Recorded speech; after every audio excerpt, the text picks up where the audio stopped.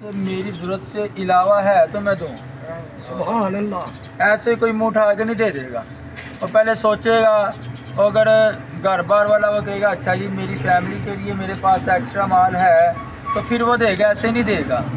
وہ جس طرح سخاوت کے پیکٹ، ٹھیک ہے نا، اس کے بارے میں آتا ہے کہ ان کے در پہ کوئی آتا نا تو ایک دروازے سے آتا نا تو اس کو کچھ عطا کر دیتے، پھر دوسرے سے آتا وہ عطا کر، تیسرے سے آتا عطا کر دیتے۔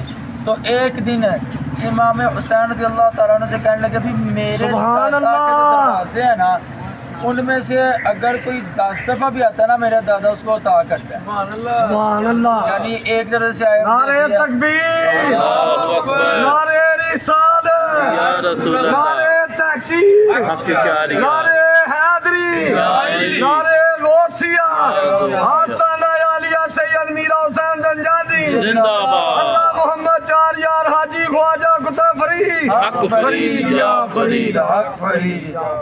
تو کہنے لگا بھی 10 دفعہ بھی کوئی آتا ہے نا تو 10 دفعہ دیتے ہیں۔ تو امام حسین رضی اللہ تعالیٰ عنہ آپ نے فرمایا کہ بھی میرے نانا کے پاس کوئی ایک دفعہ ہی آتا ہے نا میرے نانا اس کو عطا اتنا کرتے ہیں اس کو دوبارہ آنے کی ضرورت ہی نہیں پڑتی۔ سبحان اللہ، اللہ اللہ۔ یعنی ایک دفعہ اتنا دے دیتے ہیں۔ ایک ہے بھی ایک بندہ آیا اس کو کچھ ملا، اس کے بعد اس کو دوبارہ ضرورت پڑی، پھر دوسری دفعہ دوبارہ ضرورت پڑی، لیکن میرے مصطفیٰ علیہ السلام کا وہ در ہے، سرکار جب عطا کرتے ہیں اتنا عطا کرتے ہیں وہ مل جاتا ہے، اس کی ضرورت اتنی پوری ہو جاتی ہے وہ خود دینا شروع ہو جاتا ہے۔ سبحان اللہ، اللہ اللہ۔ وہ خود دینا شروع ہو جاتا ہے۔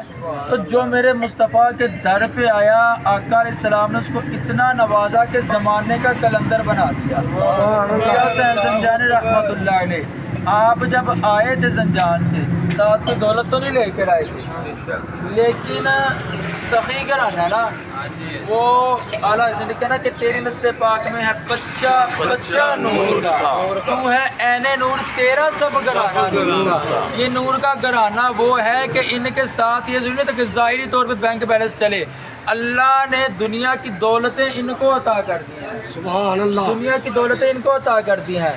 حضرت سیدنا ابو ہریرہ رضی اللہ تعالیٰ عنہ آقا علیہ السلام کے صحابی، آپ نا اصحاب صفہ میں سے ہیں۔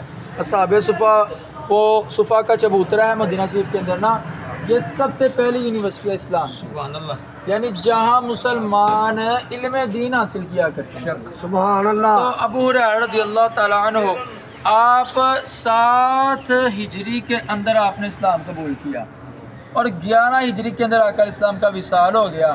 اب یہ تقریباً کم و بیش 3.5 سال یا 4 سال بنتے ہیں۔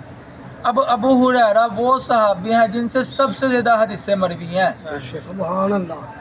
کتاب حدیث کو اگر ہم دیکھیں نا تو تقریباً 7,500 حدیثیں صرف ابو ہریرہ سے ہی مروی ہیں۔ انہوں نے روایت کیا ہے کہ رسول اللہ صلی اللہ علیہ وسلم نے اس طرح کیا، حالانکہ ابو بکر صدیق رضی اللہ تعالیٰ عنہ یہ وہ تو آقا کے وہ صحابی ہیں نا جو ساتھ رہے، یعنی اسلام سے پہلے بھی آپ کا یارانہ تھا، اسلام کے بعد بھی آپ کا یارانہ تھا۔